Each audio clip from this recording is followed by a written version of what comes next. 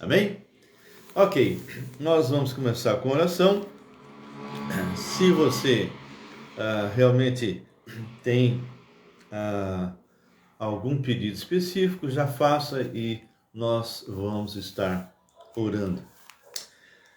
Deus amado, Deus poderoso, Deus vivo, mais uma vez nós entramos, Senhor, em Tua presença, colocamos, meu Deus, cada um dos Teus servos que estarão conosco, seja agora ao vivo, ou, Senhor, aqueles que entrarão depois no YouTube, que o Senhor possa guardá-los, protegê-los, que refrigere a alma de cada um deles, meu Deus. Toma conta de cada um deles. Fortaleça-os na força do seu poder. Nós entregamos, meu Deus, a vida desses servos que estão aqui, porque se eles estão aqui, é porque eles têm sede de aprender. Eles têm um coração aprendiz. E eles querem, de alguma forma, estar envolvidos contigo. Então, Paizinho, que o Senhor possa estar tratando desses e que eles possam realmente se multiplicar, que eles possam compartilhar, que eles possam entrar em contato com aqueles que são da rede e que eles convidem para estar conosco. Meu Pai, obrigado, Senhor, pela minha vida, vida da graça, o nosso ministério, o nosso suprimento. Nós louvamos a Ti pelos nossos intercessores, pelos investidores do LVO. Nós agradecemos, ó Pai, por tantas bênçãos que o Senhor tem derramado sobre a minha família. Obrigado, Pai, pelo trabalho do Marcos, pelo crescimento dele, daquilo que ele está fazendo, Senhor, que realmente seja relevante para aquelas pessoas que ele está trabalhando, Senhor.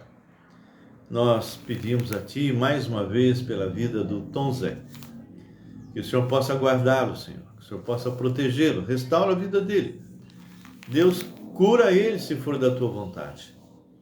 Ele está passando momentos difíceis, largou até o comando da sua empresa. Então, Pai, que o Senhor possa estar agindo ali. Também lembramos ao Pai, o irmão que está também precisando de ajuda, Senhor.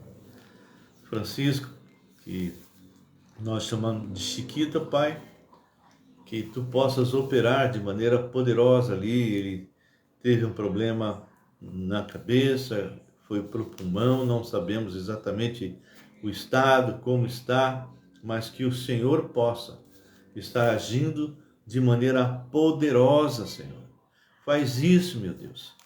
Nós temos também um jovem encanador que sofreu um acidente muito forte, muito grave com moto, e ele é uma pessoa tão maravilhosa, Senhor. Então, que o Senhor possa restaurá-lo. Ele está em convalescença.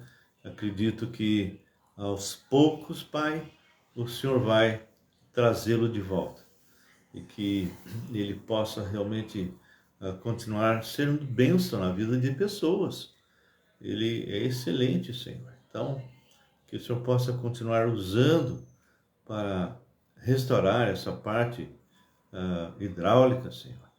Então, nós agradecemos por essa vida que foi salva, onde ele poderia ter já partido, mas o Senhor preservou, porque o Senhor tem realmente um plano para a vida dele. Obrigado pela recuperação da Sueli, recuperação de tantas pessoas que têm passado, estão passando por operações, seja lá em São Paulo, na Igreja Batista Regular Filadélfia, seja aqui na IBNA, pessoas com Covid, pessoas com necessidade de operações, pastores, um pastor do Batista Regular que teve um AVC e outros, Deus, que têm feito operações. Então, que o Senhor possa estar agindo na vida dessas pessoas. Entrego todos eles aos Teus cuidados.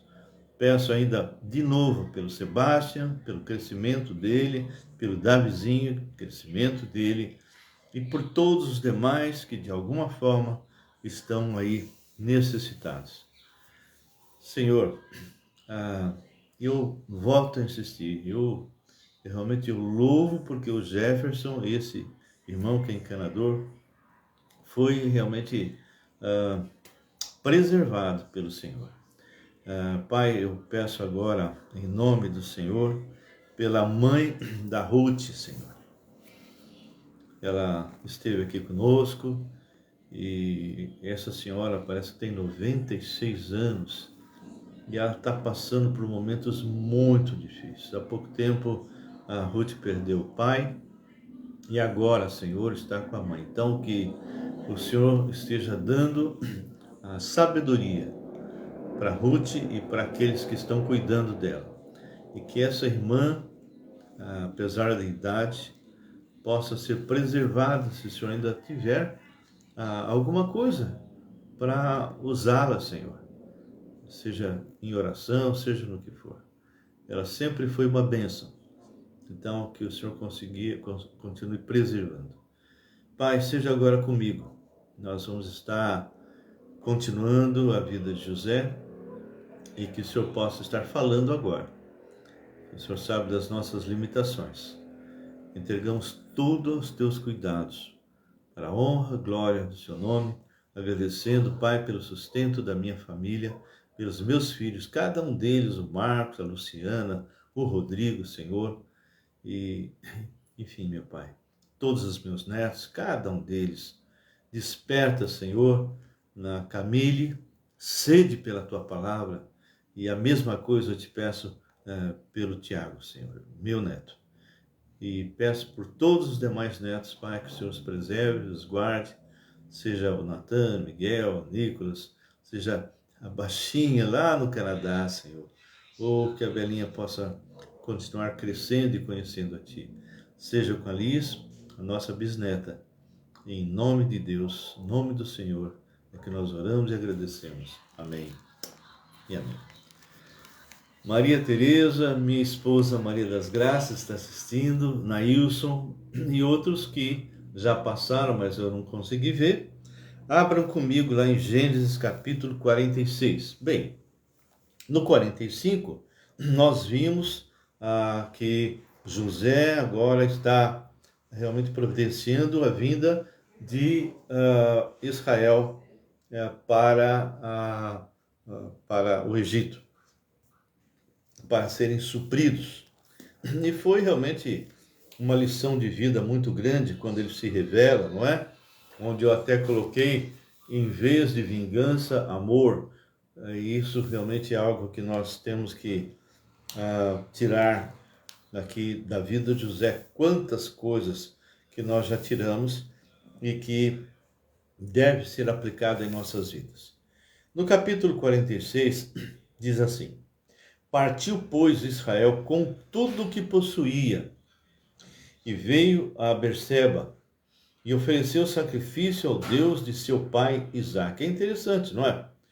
Porque a primeira coisa que Israel pensa em fazer é adorar o Deus vivo, adorar aquele que preserva a vida, adorar aquele que não só criou todas as coisas, mas ele sustenta tudo pela palavra do seu poder. E aí falou Deus a Israel em visões. É interessante, a gente percebe como Deus agia desde Abraão, Isaac, Jacó, que é Israel, com visões, com informações. Eu sempre lembro que Abraão recebeu a informação que o povo de Israel ficaria preso no Egito 400 e tantos anos, no caso ficou em 430, antes de Abraão ter filho, antes de realmente ele gerar alguém. Deus já havia falado a ele todas as coisas que iriam acontecer e a forma pela qual também eles seriam libertos, com ouro, com prata, não é? Então, o nosso Deus é Deus de detalhes e aquilo que ele planeja ninguém pode anular. Então, Deus fala para Israel. Versículo 2. Falou Deus a Israel em visões de noite e disse: Jacó, Jacó. Ele respondeu: Eis-me aqui. Então disse: Eu sou o Deus de teu pai. Não temas descer para o Egito, porque lá eu farei de ti uma grande nação. Só para ter uma ideia, com o passar dos anos, a quantidade de israelitas dentro do Egito ultrapassou os próprios egípcios, a ponto, como nós vamos ver futuramente, do faraó ficar com medo do que esse povo que morava com ele poderia fazer. Eu descerei contigo para o Egito e te farei tornar a subir, certamente. A mão de José fechará os teus olhos. Então se levantou Jacó de Berseba e os filhos de Israel levaram seu pai Jacó, seus filhinhos e as suas mulheres nos carros que Faraó enviara para o levar. Então, agora, tudo aquilo que José tinha planejado para a volta do seu pai estava ocorrendo. Tomaram o seu gado e os bens que haviam adquirido na terra de Canaã e vieram para o Egito, Jacó e toda a sua descendência. Não era muita gente, não. No começo era bem pouco. Seus filhos e os filhos de seus filhos, suas filhas e as filhas de seus filhos, toda a sua descendência levou consigo para o Egito. E agora vai dar uma série de nomes, ok? São esses os nomes dos filhos de Israel, Jacó e seus filhos que vieram para o Egito, Rubem, o primogênito de Jacó, os filhos de Rubem. Então vem uma série de informações, Enoque, Palu, Hezron, Carme, cada um deles, isso nasceu ainda lá em Canaã. Os filhos de Simeão, Gemuel, Jamim, Aued, Jaquim, Zoar, Saul, filho de uma mulher cananeia. Os filhos de Levi, Gerson, Coate e Merari. Os filhos de Judá, Onã, Selá, Perez e Zerá. E Onã, porém, morreram na terra de Canaã. Vocês lembram que nós realmente estudamos a respeito disso. Por que eles morreram, não é? Os filhos de Pérez foram Esrom e Amul. Os filhos de Isacar, Tola, Puva, Jó e Ziron. Os filhos de Zebulon, Zered, Elon e Jaleel. São esses os filhos de Lia, que ela deu luz a Jacó em Padan-aram, além de Diná, sua filha. Todas as pessoas de seus filhos e suas filhas, 33. Os filhos de Gad, Zivion, Ash, Zur, Esbom, Eri, Arod, Areli. Os filhos de Azer, Inás, Ivá, Isvi, Berias e Zerá, irmã deles. E os filhos de Berias, Eber e Malquiel. São esses os filhos de Zilpa, a qual Labão deu sua filha, a Lia. E esses deu à luz a Jacó, a saber, 16 pessoas. Então nós vamos estar somando e ver quantas pessoas entraram, não é? Os filhos de Raquel, mulher de Jacó, José e Benjamim. José está no Egito, como nós já vimos, Benjamim é aquele que foi por último e Israel não queria que ele fosse. Nasceram a José na terra do Egito Manassés. Esse Manassés, quem já estudou comigo a parte de escatologia, os descendentes dele, lá na época da grande tribulação, vão se levantar na segunda parte. Quem não assistiu é só entrar lá no YouTube, né, Raul Nogueira canal, e vocês vão ver que vão se levantar 144 mil israelitas, 12 mil de cada tribo, menos da tribo de Dan. E quem é que substitui? Exatamente descendente de José, que é Manassés. Bom, então, nasceram a José na terra do Egito, Manassés e Efraim, e lhe deu à luz a Zenate, filha de Potífera, sacerdote de On. Os filhos de Benjamim, Bela, Bequer, Asbel, Gera, Naamã, Orros, Mupim, Rupim e Ard. Cada nome, hein? São esses os filhos de Raquel, que nasceram a Jacó, ao todo 14 pessoas. O filho de Dan, Uzim. Os filhos de Naphtali, Jazael, Guni, Jazer, Silém.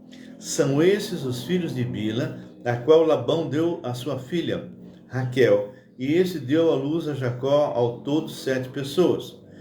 Todos os que vieram com Jacó para o Egito, que eram seus descendentes, fora as mulheres dos filhos de Jacó, todos eram 66 pessoas. Olá, Oscar.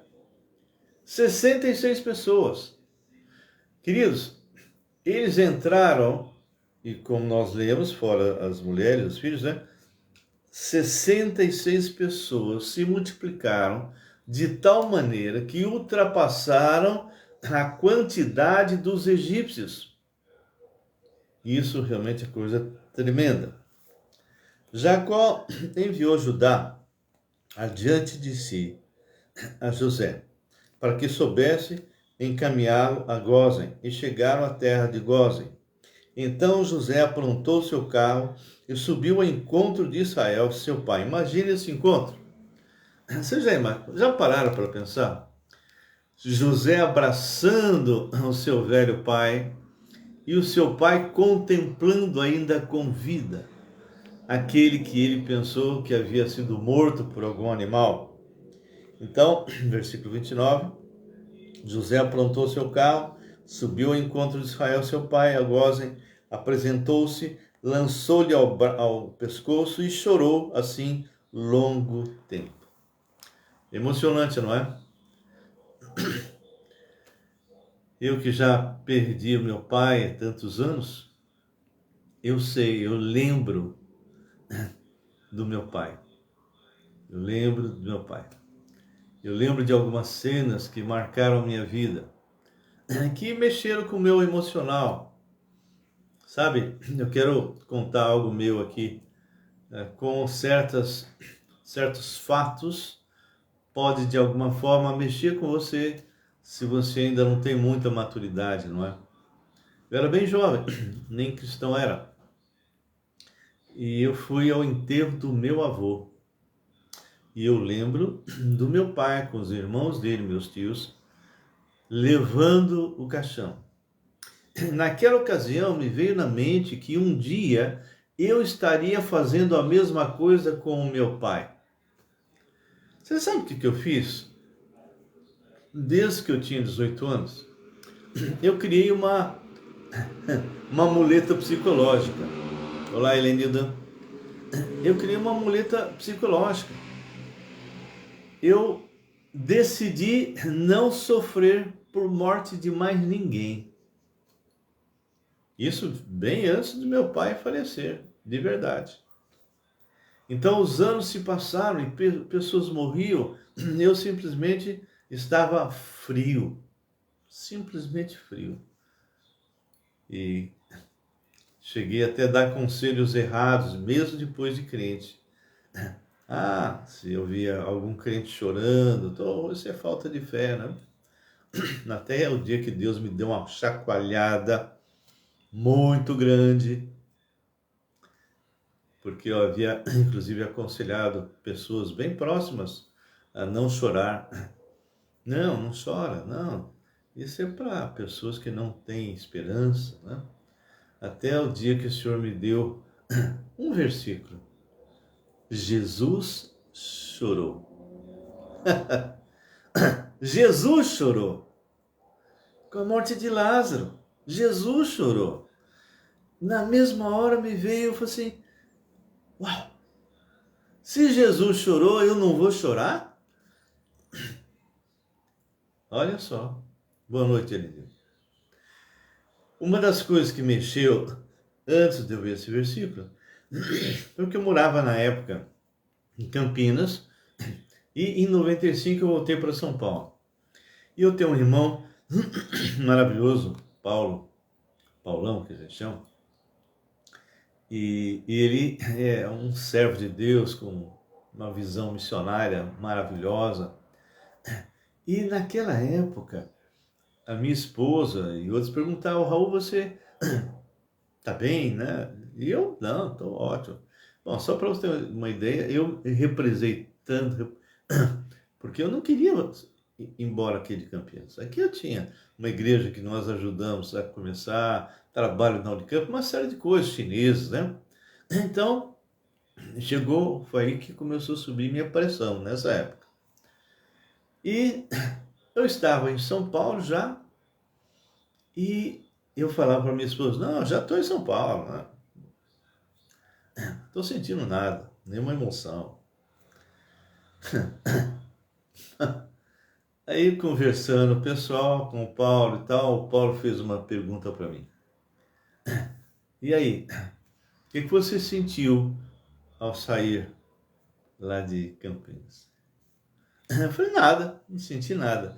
Ele só usou essa palavra, estranho, não é? E continuou conversando. Aquilo me... Uai, estranho mesmo, não é? Eu estava simplesmente usando uma muleta psicológica. E muitos de vocês talvez já tenham usado isso. E está errado, pessoal. O Senhor precisou me chacoalhar para que eu pudesse saber que se o Senhor permitiu que nós tivéssemos choro, era exatamente para que a gente pudesse chorar, não é? Diante de uma perda, diante de uma situação. Quando eu cheguei em casa, eu comecei a pensar. Aí Deus me deu essa passagem. Jesus chorou.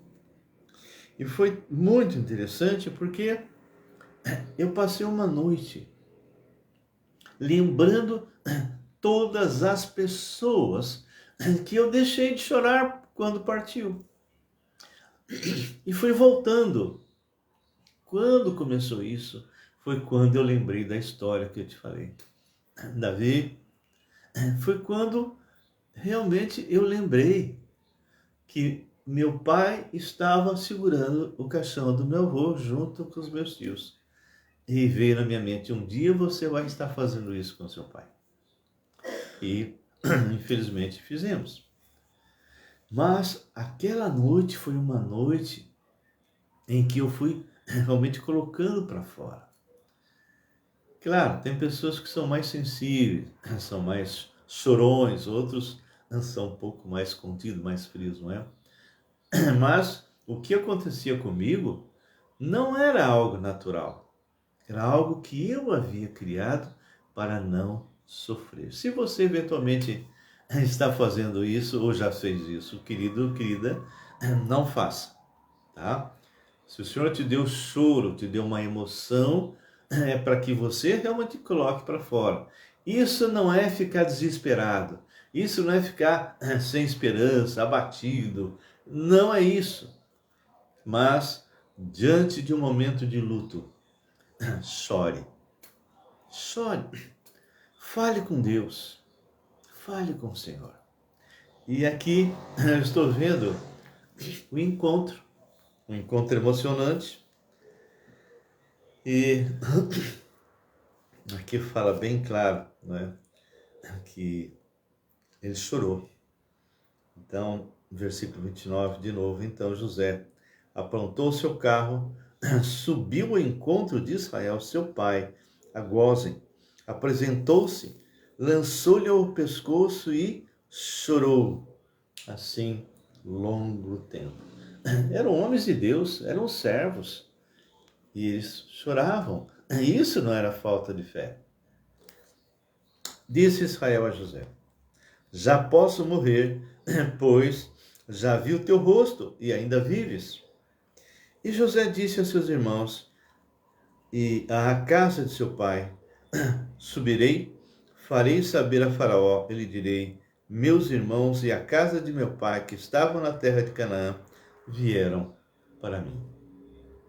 Os homens são pastores. Aqui ele vai mostrar algo que nós já havíamos comentado em outra live, que é abominação para os egípcios, as pessoas que criam ovelhas, animais, não é? Então, ele de propósito, ele vai ficar bem longe, bem separado, não é? Então diz assim, no versículo 32. Os homens são pastores. Já falou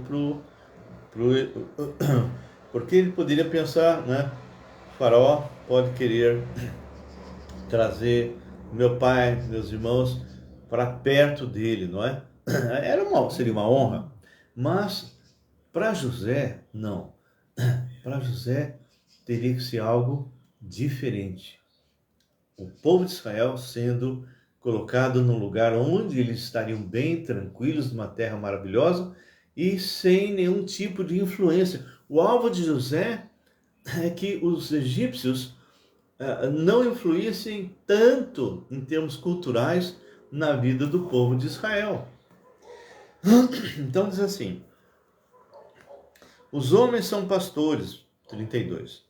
Os homens são pastores, são homens de gado, e trouxeram consigo seu rebanho e o seu gado e tudo que tem. Quando, pois, Faraó vos chamar e disser: qual é o vosso trabalho? Respondereis: teus servos foram homens de gado desde a mocidade até agora, tanto nós como nossos pais, para que habiteis na terra de Gósen, porque todo pastor de rebanho é abominação para os egípcios. E com isso, ele vai conseguir fazer com que o seu povo, aquelas 66 pessoas que entraram, ficassem bem distante dos egípcios, não se contaminando com os seus deuses, os seus costumes, e dessa forma então Deus preservou longe, e lá longe, apesar das dificuldades, apesar de uma série de circunstâncias, eles continuaram adorando o Deus de Israel sem muito conhecimento. A gente percebe isso. Precisou mais à frente Deus, e nós vamos ver isso, Deus levantar Moisés. Mas essa é outra conversa que nós vamos, assim que terminar Gênesis, nós vamos entrar em Êxodo e vamos passear também com Moisés. Bem, capítulo 47 nós estaremos vendo sábado que vem, e é interessante porque aqui nós vamos perceber como Deus é Deus, como Deus realmente iria intervir em todos os sentidos, como eu disse, usando o próprio José para preservar aquele povo, aqueles 66 que se multiplicariam e que estariam numa quantidade enorme. Na época de Moisés, estariam numa quantidade enorme de pessoas, a ponto de deixar o próprio faraó da época preocupado, achando que eles poderiam de alguma forma ajudar qualquer inimigo a acabar com o povo do Egito. Bem, isso foi o que nós tínhamos para hoje. E se você tem alguma pergunta, algum acréscimo, alguma coisa que você gostaria de colocar, então põe aí. Mas essa lição, quando eu ouço, quando eu vejo, lendo a palavra, né, eu me coloco lá junto com José, abraçando a Israel e chorando. Eu me lembro das poucas vezes que eu chorei, né? Poucas vezes que eu chorei, exatamente porque eu tinha uma visão errada. E aí tentava respaldar a falta de choro, a falta de emoção, dizendo: isso é falta de fé.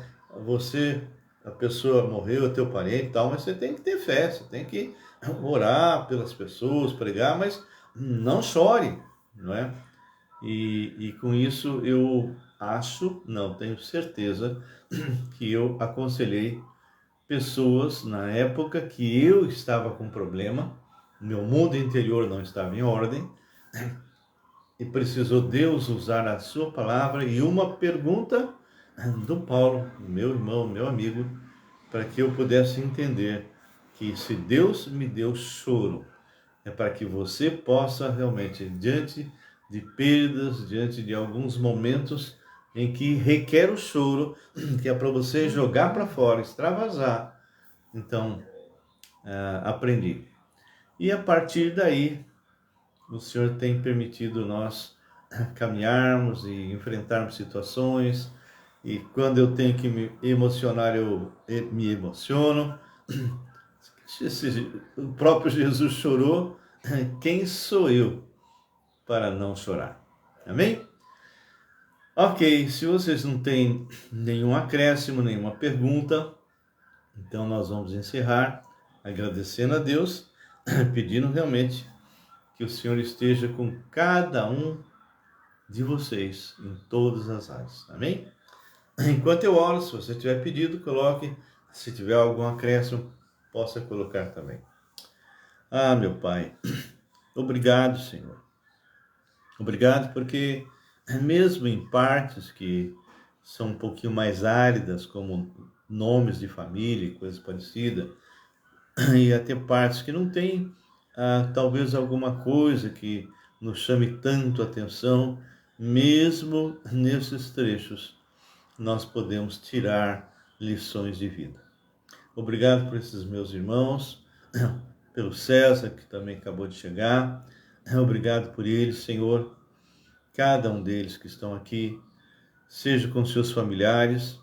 Pai, eu não sei, mas se tiver alguém passando qualquer conflito familiar, qualquer problema, qualquer dificuldade, que o Senhor, e somente o Senhor, seja realmente que venha a intervir nesses problemas, quer físico, quer psicológico, Senhor, emocional, financeiro.